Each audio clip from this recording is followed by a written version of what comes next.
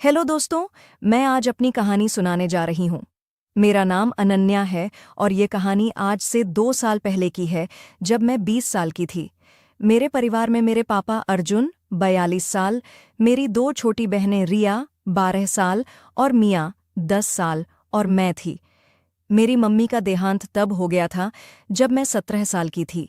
Mummy की बीमारी ने उन्हें धीरे धीरे हमसे छीन लिया था।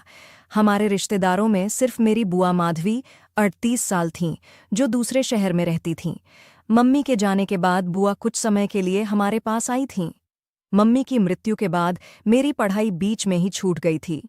मैंने कॉलेज जाना बंद कर दिया, क्योंकि घर की सारी जिम्मेदारियां मेरे कंधों पर आ गई थीं। रिया और मिया को स्कूल के लिए तैयार करना, खाना बनाना, घर संभालना, मेरा सारा दिन इन्हीं कामों में बीत जाता था। पापा एक सरकारी नौकरी में थे और मम्मी के जाने के बाद उनके चेहरे पर हमेशा एक उदासी छाई रहती थी। मैं और बुआ उन्हें इस तरह देखकर अंदर ही अंदर टूट जाते थे, लेकिन क्या कर सकते थे। मम्मी का जाना एक ऐसा घाव था जो इतनी जल्दी भर नहीं सकता था। एक अनजाना मोड़ेक दिन मैं और बुआ पापा के कमरे में उनका बिस्तर ठीक कर रहे थे। तभी मुझे बिस्तर पर कुछ चिपचिपा सा लगा। मैंने उसे छुआ तो मेरा हाथ अजीब सा हो गया। मैं सोचने लगी, शायद पापा से कुछ गिर गया होगा। मैंने बुआ से पूछा, बुआ, ये क्या है और ये यहाँ कैसे? बुआ ने एक नज़र उस पर डाली और चुपके से मुस्कुराईं। उन्होंने कहा, अनन्या, इसे साफ कर दो। कुछ नहीं, बस यूं ही गिर गया होगा। मैंने ज्यादा सवाल नहीं किए और उसे साफ कर दिया। लेकिन उस दिन बुआ का मूड कुछ बदला बदला सा था। वो मुझसे ज्यादा बात नहीं कर रही थीं। अगली रात बुआ ने मुझे अपने पास बुलाया। वो गंभीर थीं। अनन्या, मैं तुमसे एक जरूरी बात करना चाहती हूँ। ठंडे दिमाग से सुनना। मैंने सहमति में सिर हिलाया।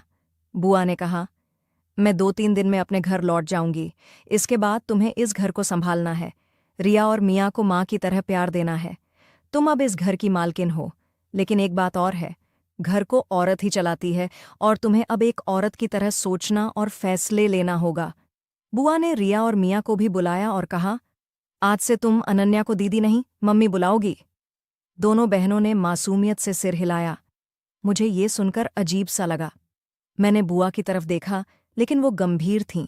उन्होंने कहा, इन बच्चों को अब दीदी नहीं, माँ की जरूरत है। मैं कुछ कह नहीं पाई, बस अंदर ही अंदर एक अजीब सी हलचल महसूस कर रही थी।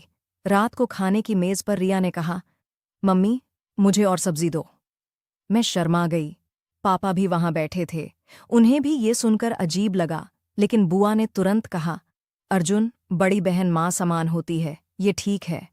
पापा ने हल्के से मुस्कुराकर सिर हिलाया, लेकिन उनकी उस मुस्कान में कुछ अलग था। उनकी आंखों में एक चमक थी जो मैंने पहले कभी नहीं देखी थी। मैं उनकी नज़रों से नज़रें नहीं मिला पा रही थी। खाना खत्म होने के बाद मैं बर्तन धोने रसोई में चली गई। उस रात मुझे नींद नहीं आई।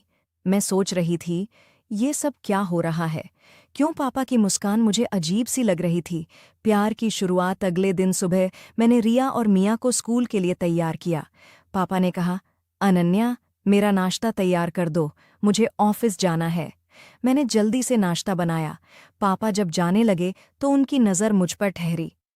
अनन्या, तुम बहुत अच्छे से सब संभाल रही हो, मुझे तुम पर गर्व है। उनकी आवाज़ में एक गर्माहट थी। मैं शर्मा गई और नज़रें झुका लीं। पापा के जाने के बाद बुआ ने मुझे बुलाया। अनन्या, एक बात और है, तुम्हारे पापा की पोस्टिंग जल्द ही हमारे शहर में हो जाएगी। उन्हें वहाँ घर भी मिल गया है। लेकिन एक बात बताओ, तुम्हारी पढ़ाई बीच में छूट गई, इस बात का तुम्हें कोई मलाल तो नहीं? मैंने कहा, बुआ, मुझे कोई शिकायत नहीं। मैं खुश हूं कि मैं अपने परिवार को संभाल पा रही हूं। बुआ मुस्कुराईं। फिर वो गंभीर हो गईं। अनन्या, तुमने उस दिन पूछा था ना कि बिस्तर पर वो क्या था? बेटी, सच कहूं तो तुम्हारे पापा को अब तुम्हारी मम्मी की कमी बहुत खल रही है। वो अकेले हैं और ये अकेलापन उनकी सेहत पर असर डाल रहा है। मैं उनकी बहन हूं और मैं नहीं चाहती कि वो इस तरह अपनी जिंदगी बर्बाद करें। मैं उनकी बात समझ रही थी। मैंने कहा, बुआ, तो आप पापा को समझाइए, उन्हें दूसरी शादी के लिए मनाइए। बुआ ने गहरी सांस ली। अनन्या, मैंने बहुत सोचा। दूसरी शादी का सुझाव मैंने दिया था, लेकिन पापा ने मना कर दिया।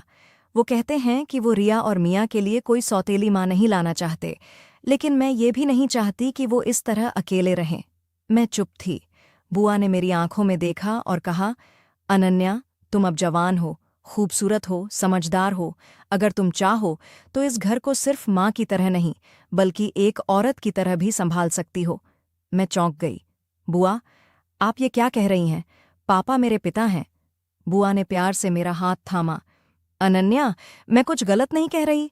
मैं बस इतना कह रही हूं कि पापा को एक ऐसी साथी चाहिए जो इस घर को, इस परिवार को और उनकी भावनाओं को समझे। और तुमसे बेहतर कोई हो सकता है क्या? तुम इस घर की बेटी हो, लेकिन एक औरत भी हो। अगर तुम पापा को एक नया रिश्ता देने के लिए तैयार हो तो ये परिवार फिर से पूरा हो सकता है। मेरे दिमाग में तूफान सा उठ रहा था। मैंने कहा, बुआ, ये गलत है। समाज क्या कहेगा और पापा कभी नहीं मानेंगे। बुआ ने कहा, समाज की बात छोड़ो, ये तुम्हारे परिवार का सवाल है। और पापा, वो तुम्हें बहुत प्यार करते हैं। अगर तुम हाँ कहो तो वो जरूर मान जाएंगे। दिल की उलझन। बुआ ने मुझे 2 घंटे का समय दिया। पापा 2 घंटे बाद घर आएंगे, तब तक सोच लो। मैं अपने कमरे में चली गई। मेरे दिमाग में हजारों विचार दौड़ रहे थे। मैंने पापा के बारे में सोचना शुरू किया। पापा 42 साल के थे, लेकिन उनकी फिटनेस और आकर्षण किसी 30 साल के पुरुष से कम नहीं था। लंबे, गोरे और हमेशा सलीके से रहने वाले। मेरी सहेलियां तो मजाक में कहती थीं, अनन्या, तेरे पापा को देखकर तो कोई भी लड़की फिदा हो जाए। मैं हमेशा हंसकर टाल देती थी, लेकिन आज उन बातों का मतलब बदल सा गया था। मैं ड्रेसिंग टेबल के सामने खड़ी थी। मैंने खुद को शीशे में देखा। लाल अनारकली सूट में मैं सचमुच खूबसूरत लग रही थी। मेरे लंबे बाल, मेरी बड़ी बड़ी आंखें। क्या मैं सचमुच किसी की पत्नी बनने के लायक थी? मैंने पापा की तस्वीर उठाई। उनकी मुस्कान में एक अजीब सी गर्माहट थी। मैं सोचने लगी, क्या सचमुच मैं पापा को वो खुशी दे सकती हूँ जो मम्मी देती थीं? मेरे दिल में एक अजीब सी हलचल थी। मैंने सोचा, अगर पापा किसी और से शादी करते हैं तो क्या वो रिया और मियाँ को मुझ जितना प्यार देगी? और अगर पापा अकेले रह गए तो क्या वो हमेशा उदास रहेंगे? बुआ की बातें मेरे दिल को छू रही थीं। मैंने सोचा, अगर मैं इस रिश्ते को स्वीकार कर लूं तो शायद ये परिवार फिर से हंसने लगे। प्यार का फैसला 2 घंटे बाद पापा घर आए। बुआ को बस स्टैंड छोड़ने जाना था। मैं तैयार होकर बाहर आई। मैंने एक हल्की गुलाबी साड़ी पहनी थी जो मम्मी की थी। पापा ने मुझे देखा और उनकी आंखें चमक उठीं। अनन्या, तुम आज बहुत सुंदर लग रही हो, उन्होंने कहा। मैं शर्मा गई। बुआ ने मुझसे चुपके से पूछा, अनन्या, तुमने क्या फैसला किया? मैंने नजरें झुकाकर धीरे से कहा, बुआ, अगर पापा तैयार हैं तो मैं भी तैयार हूं। बुआ की आंखें खुशी से चमक उठीं। उन्होंने मुझे गले लगाया और कहा, मेरी प्यारी अनन्या, तुमने बहुत बड़ा फैसला लिया है। मैं पापा से बात करूंगी। बस स्टैंड पर बुआ को छोड़ने के बाद हम घर लौटे। रास्ते में पापा गुनगुना रहे थे। उनकी नजरें बार बार मुझ पर पड़ रही थीं। घर पहुंचकर मैंने पापा के लिए चाय बनाई। जब मैं चाय लेकर उनके कमरे में गई तो उन्होंने कहा, अनन्या, बैठो, मुझे तुमसे कुछ बात करनी है। मेरा दिल जोर जोर से धड़क रहा था। पापा ने कहा, अनन्या, बुआ ने मुझसे बात की थी। मैं जानता हूं ये फैसला तुम्हारे लिए आसान नहीं है, लेकिन मैं तुमसे वादा करता हूं, मैं तुम्हें हमेशा खुश रखूंगा। तुम मेरे लिए सिर्फ बेटी नहीं बल्कि इस घर की रोशनी हो। उनकी बातें सुनकर मेरी आंखें नम हो गईं। मैंने कहा, पापा, मैं बस यही चाहती हूं कि हमारा परिवार फिर से हंसे। अगर आप खुश हैं तो मैं भी तैयार हूं। पापा ने मेरे हाथ को प्यार से थामा।